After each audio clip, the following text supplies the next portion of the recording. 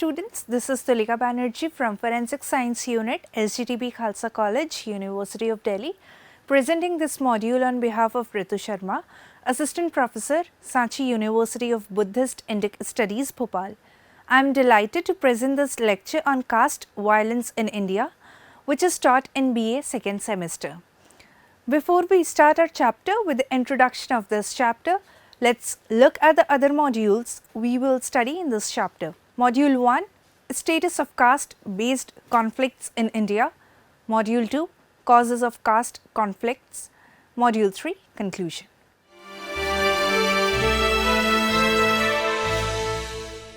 More than 165 million people in India continue to be subjected to discrimination, exploitation and violence simply because of their caste. In India's hidden apartheid, untouchability relegates Dalits throughout the country to a lifetime of segregation and abuse. Caste-based divisions continue to dominate in housing, marriage, employment and general social interaction.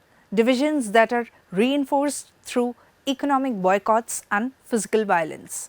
Caste system is a phenomenon related to Hinduism in particular. Its origin, evolution and existence are peculiar to India. Even in a 21st century and in this age and time when human society has so progressed scientifically that people are planning to buy lands on planet Mars, Indian society believes in a system as archaic as the caste system. This chapter analyzes various causes of major conflicts in India, like the simple logic that there will not be any smoke without a fire. In the same way, there will not be conflicts without certain specific reasons, probably charged with emotions and escalating enmities. There are minor and major causes that lead to conflict between two caste groups. It seems that these causes are the expression of constant controversies and instant emotions of human tempers propelled by torture or intolerance and a lack of social values.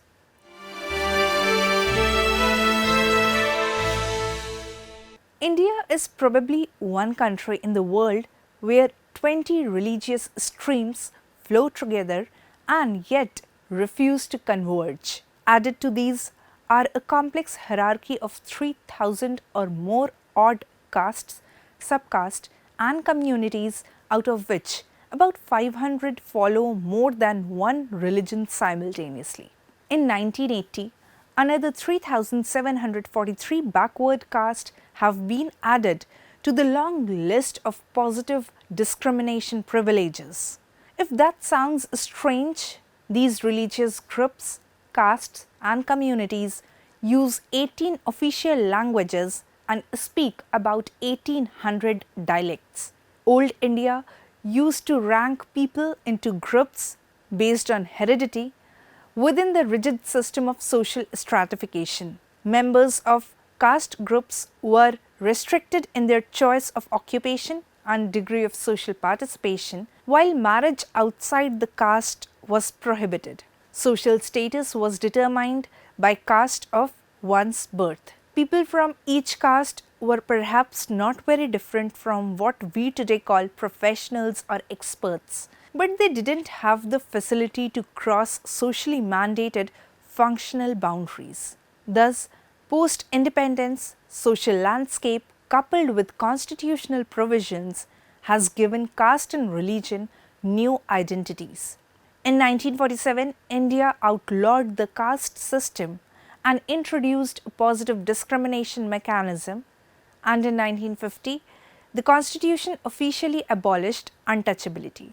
While it separated religion and the state, but it did not separate the caste and the state. This eventually led to a number of caste and sub-caste conflicts. Both upper and lower caste groups and subgroups are now busy forming caste-based Mahasabhas to promote their social identity and political bargaining power. Democratic India today is a melting pot of about 600 political parties. Most of these, either overtly or covertly, practice caste, religion and community politics. Complicating the situation further, caste and religious leaders are establishing and asserting new authorities, finding new means to transmit their faith to the new generations. Both organized and unorganized religions compete in the religious marketplace for new recreates, for conversion and reconversion. This has led to ethnicization of the political and social arena. The country is ruled by a coalition of 20 local, regional and national parties, each lobbying for space in the important decision-making process. We are now more an electoral democracy than a liberal democracy. Continuous dissension, conflicts and power games within the caste and religions and in political arena is another worrying factor. Come Christmas and Easter, Indian Christian groups lock horns with each other over which language to be used in the celebration of Mass or which church should get how much for proselytization, conversion and other welfare activities. Come Muharram, and intra-religious clashes suddenly surface within the Muslim community. Upper caste Hindus and backward Dalits and tribes fight endlessly about who should get how much of the international cake. Scarcity, blockage and opposition, the conflict triangle perpetuates the fights. Thus we see Kons fighting Panas, Gujars fighting Minhas, Kurmis fighting Yadavs on interpretation of their caste identities. For instance, in Kandhamal, Orissa scheduled caste groups fighting for tribal states have now acquired the character of religious conflicts. Similarly, caste conflict between Kyota, Kaibarta, Dhibar and Dalits has now gone to Orissa High Court. We are now witnessing a reverse Sanskritization in India, with caste and subcaste competing in favor of grading down their own social status to avail larger benefits out of the positive discrimination architecture. Now there are even talks and assurances of reservation for the upper caste groups to garner their voting strength. Consequently, Dalits have joined hands with Brahmins to remain in power. Backwards and Muslims are herding together to keep away the nationalist Hindu parties and so on. Old social categories convert into new forms of identities and develop new vehicles of participation in the modern state of India. In this process, tribal and local caste groups merge their identities to become the socio-political communities. Dialects come together to symbolize the group identification. Mass-based political parties and their charismatic leaders are ever willing to pander to these local sentiments. The malignant caste system in India, despite its serious pitfalls, has also helped the country in preserving some of its cultural, commercial and professional traditions. Famous historians and philosophers and some social scientists give credit to India's caste and personal deity that succeeded in making India one of the 2 surviving civilizations. Out of the 21 civilizations, 19 have already disappeared. Thus, India has not 1 but 3 caste systems running in parallel: a social caste, a political caste, and of late, a professional caste, cutting across all the caste denominations. Similarly, each religion in post-independent India has now assumed 2 identities: a religion and a political religion. Then there are fight on turban, scarf and on parda, on talaq and alimony, on beard, its size and shape. A political party in the past had enthusiastically run a hate campaign on tilak, taraju and talwar, the traditional caste symbols. While religion divided India, caste has fragmented it further into 6,000 parts. Evocation of Islamic unity in pre-independence India created Pakistan. Similarly, evocation of linguistic unity in Pakistan created Bangladesh. Thus, all the three factors, that is religion, caste and language, were used as instruments for political mobilization and conflicts. Eventually, they became movements to address group and sectarian demands.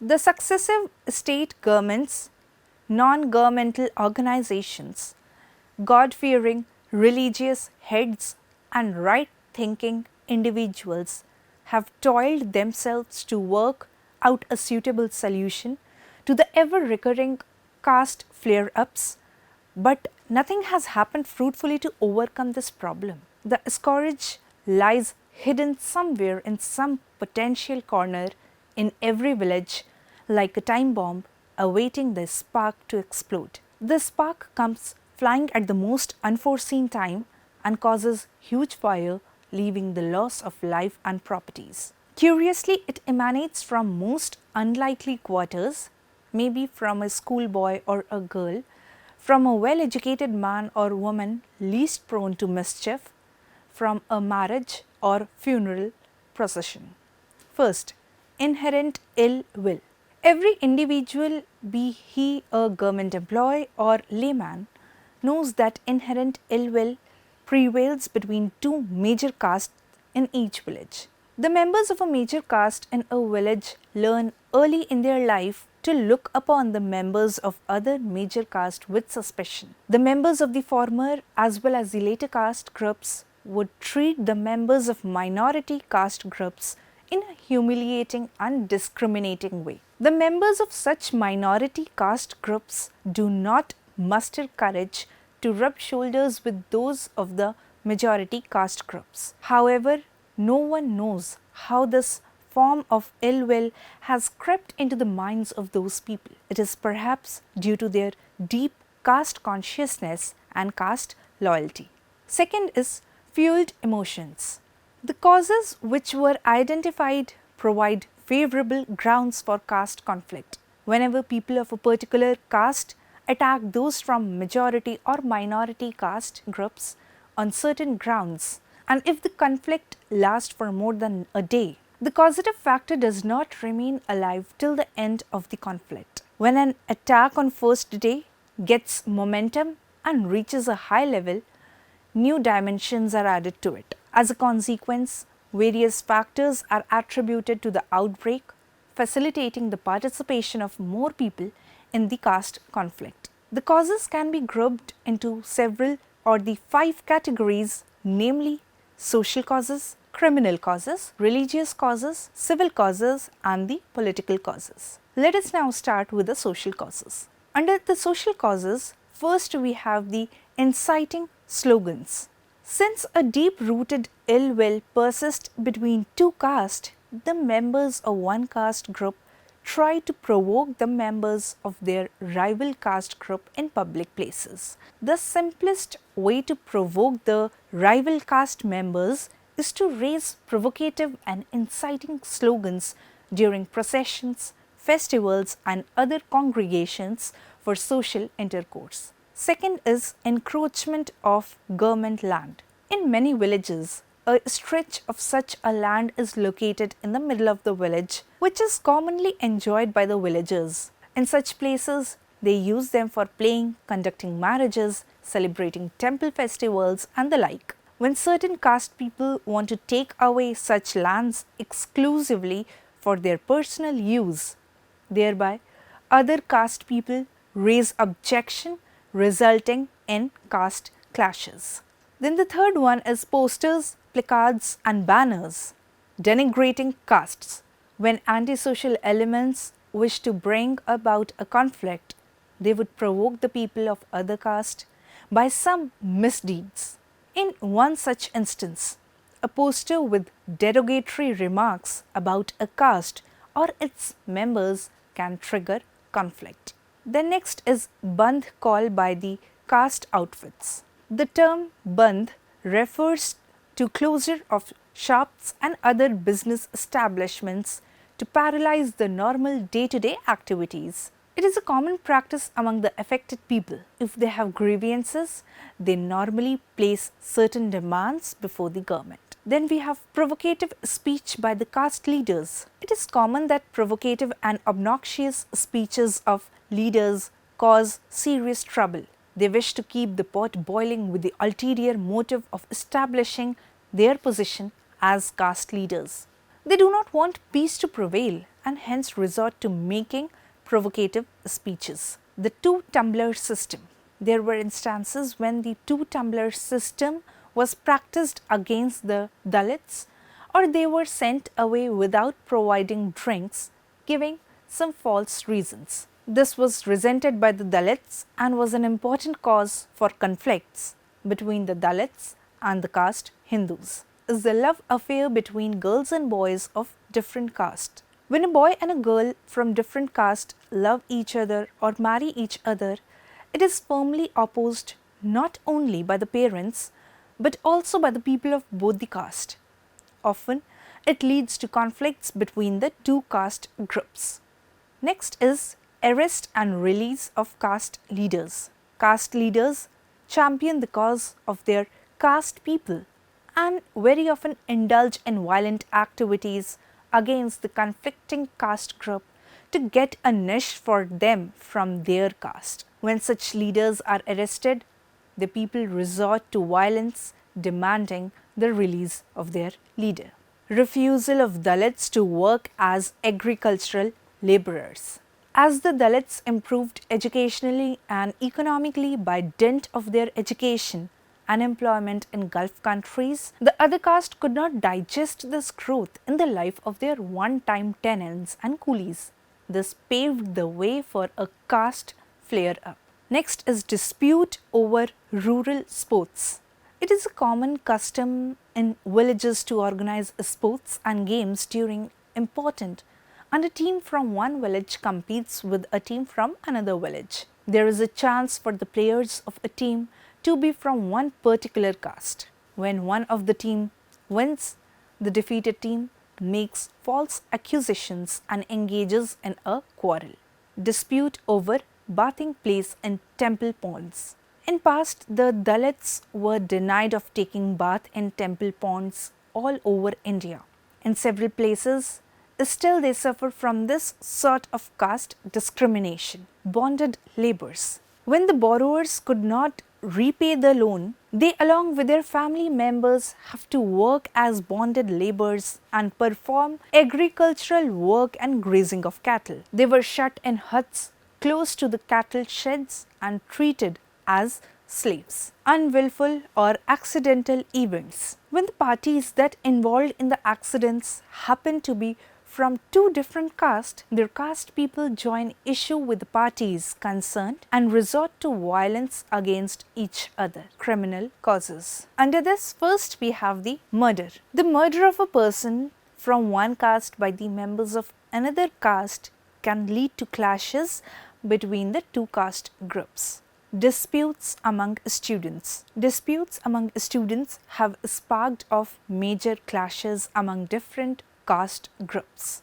Assault on caste leaders. If a leading caste leader is murdered, trouble erupts in the entire district. The other members then seek revenge and retaliate, leading to conflicts. Damage to and destruction of agriculture. Conflict between the caste groups is sometimes caused by uttering abusive slogans against each caste groups. This culminated in a series of conflicts between the two caste groups, destroying each other's production and harvest. Eve teasing.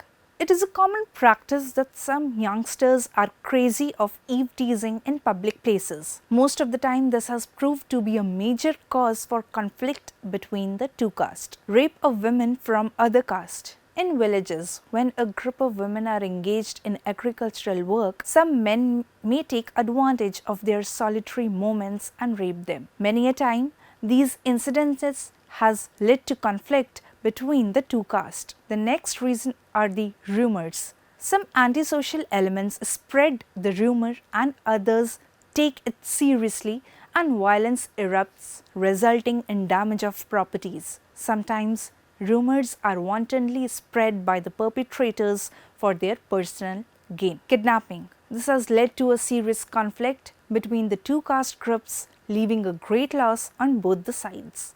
Damage and sacrilege to statues. Statues installed as a mark of respect became a matter of concern and anxiety if a particular caste destroys them. Drunken brawls. When the consumption of liquor exceeds a limit, the drunkards would start quarreling with others. This culminates into a severe conflict. Under the religious causes, the first cause that we have is the dispute over right of pulling temple car. It is a customary practice among the villagers to take out the deities of gods and goddesses in procession through the streets of the village where the people worship. The deities may be either carried on the shoulders or placed in a car on wheels and pulled along, exhibiting photos of caste leaders and singing caste songs during temple festival. If one caste asks the other to exhibit the photo of their caste leader while celebrating the festival and the latter refuses to remove, a conflict arises. Pasting of posters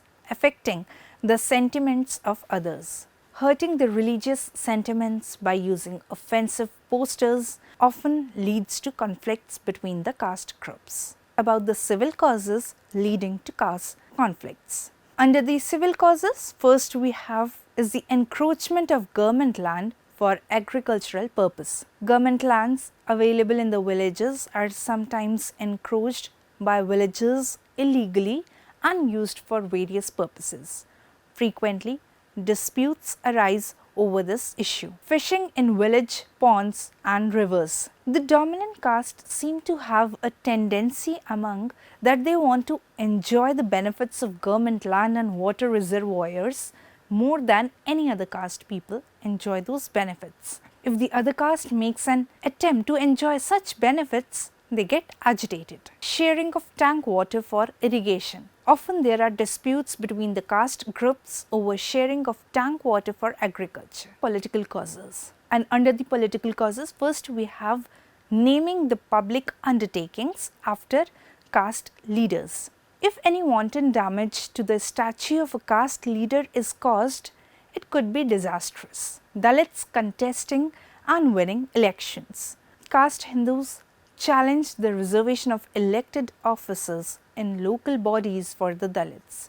In the election, the Dalits are prevented from nomination, where Panchayat presidentship has been reserved for them. This has led to the Dalit caste Hindu hostility. Caste processions. The procession sometimes turns out to be unruly because of the crude behavior of the participants and their attempt to damage the houses and shops of the other caste people.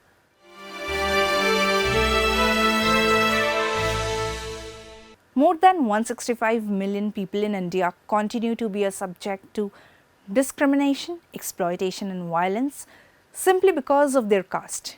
In India's hidden apartheid, untouchability relegates the Dalits throughout the country to a lifetime of segregation and abuse. Caste-based divisions continue to dominate in housing, marriage, employment and general social interaction, divisions that are reinforced through economic boycotts and physical violence. Caste system is a phenomenon related to Hinduism in particular. Its origin, evolution and existence are peculiar to India. Even in 21st century and in this age and time when human society has so progressed scientifically that people are planning to buy lands on planet Mars, Indian society believes in a system as archaic as the caste system. The successive state governments, non-governmental organizations, God-fearing religious heads and right-thinking individuals have toiled themselves to work out a suitable solution to the ever-recurring caste flare-ups, but nothing has happened fruitfully to overcome this problem. Dear students, this is the end of our conclusion module in which we have recapitulated our chapter about the caste violence in India. I hope you all have enjoyed this lecture and gained valuable knowledge. I hope you all have understood the underlying concepts of this chapter. Do keep in mind what we discussed today. I'll be back with one more lecture in this series. If you want to learn more and enhance your knowledge, you may log on to our website www.cec.nic.in for MCQ, quizzes, LORs, etc. Make sure You revise the modules frequently so that you master the topic well and take up the exercises. Thank you for your time today. I'll see you in the next lecture. Keep learning and goodbye.